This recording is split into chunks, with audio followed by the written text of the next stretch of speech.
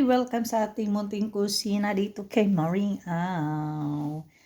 For this video, gagawa tayo na, na-try nyo ba to? Yung ganitong thick egg noodles na noodles. Ayan.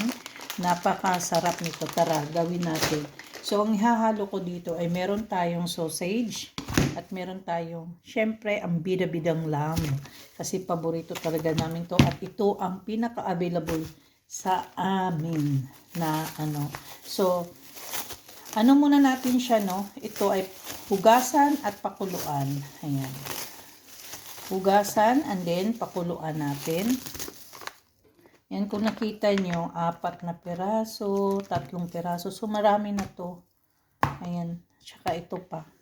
Yan yung sahog niya. Ayan, may tubig na tayo. So, ibabad ko na lang to sila, no? Nahugasan ko na siya. Ayan, para dire-diretso na mamaya. So, habang nagpapakulo ako, ganito yung ginagawa ko. So, mga siguro 5. Pwede na to, marami na to. At meron akong pinakulong tubig. Ibabad ko to siya para mamaya malambot na. Ganyan. Ibabad ko siya habang nagpapakulo ako doon. At ibabad ko to habang ako'y magagatay ng kanyang isasahog. Ayan. Hayaan lang natin. Mas maganda stainless kasi mas matagal yung init ng tubig mawawala. Ayan. Share ko lang sa inyo mga maring saglit. Alam nyo bang noodles na to, hindi siya nagiging lata. Kahit overcook siya, nagiging yugyug pa din siya. Ay, maganda siya, maganda na noodles ito. Ayan. Ayan, hugasan ko na yung celery. Tapos, ang gagawin ko dito is pahaba siya. Parang 3 beses, ganyan. Pero, ano ko siya, ganyan, oh. Yan, ganyan ang slice ko. Depende naman sa inyo kung anong slice ang gusto nyo. Gusto maliliit, ganyan. So, slice ko muna to. Ayan, check ko lang muna to, no. Ayan na siya, oh, lumambot na. Para mamaya, madali na siya. Hindi na ako kasi hindi ako naglalagay ng tubig. Pag nag-aano ako, nagpapansit, hindi ako naglalagay ng tubig. Kahit nasutanghon, binababad ko siya bago ko siya ilalagay dun sana. Ayan. Tapos na yung ating celery. So, ito na yung ating carrots. Lagay natin dito.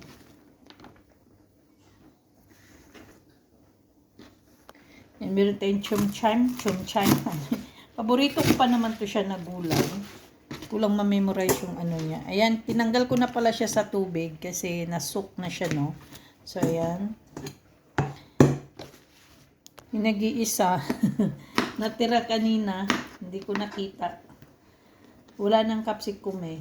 So, yan na lang siya. 2. Ay, ito na lang. So, ginuton.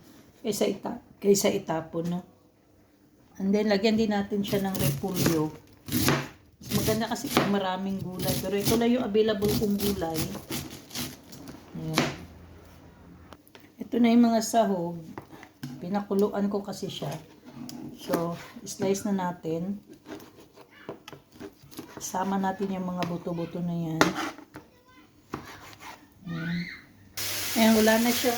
So, lagyan natin ng konting mantika. Ayan.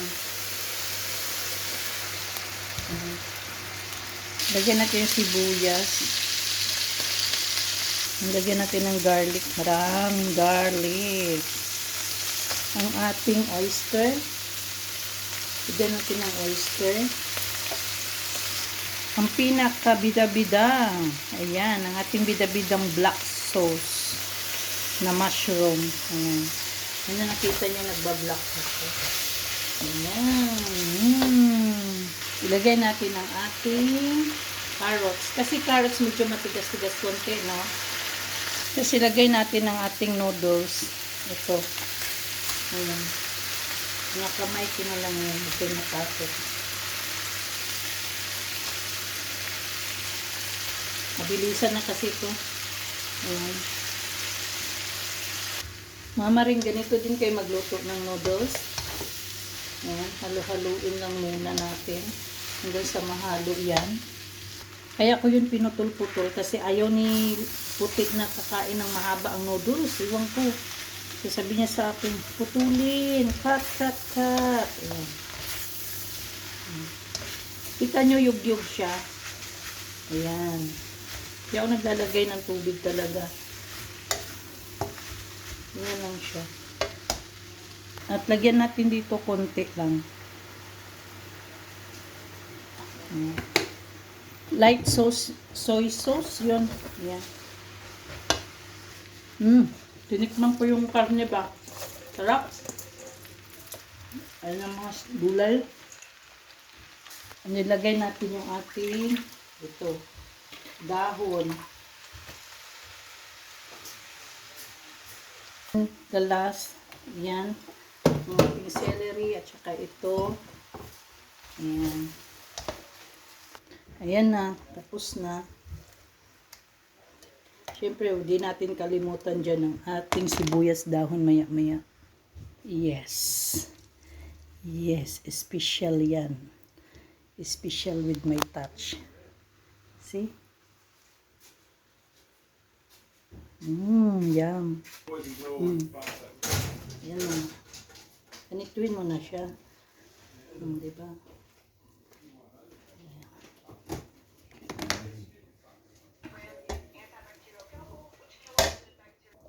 Done? Yum. Let's eat.